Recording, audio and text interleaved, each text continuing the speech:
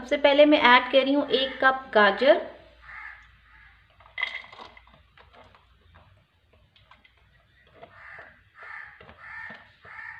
और अब इसमें मैं ऐड कर रही हूँ 1 कप शिमला, और अब इसमें साथ में डाल रही हूँ 1 कप बंद गोभी। इसमें मैं डाल रही हूँ 1 कप आलू, एक छोटी सी प्याज रफली चॉप कर लिए मैंने, बॉइल्ड चिकन।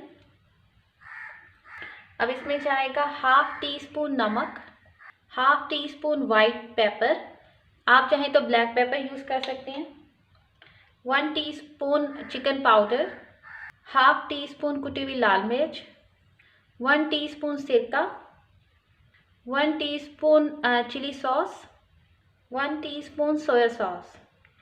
अब इन सारी चीज़ों को मिक्स कर लेते हैं अच्छे से। इसमें जाएगा हाफ कप चावलों का आटा और 1 कप बेसन। इन सारी चीज़ों को अच्छे से मिक्स कर लेते हैं।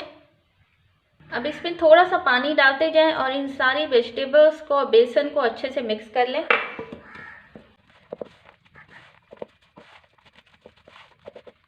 बैटर की कंसिस्टेंसी थिक होनी चाहिए, इसी तरह ये क्रिस्पी बनेंगे। इसको 10 मिनट के लिए मैं रेस्ट दे रही हूँ और 10 मिनट के बाद इसको फ्राई कर।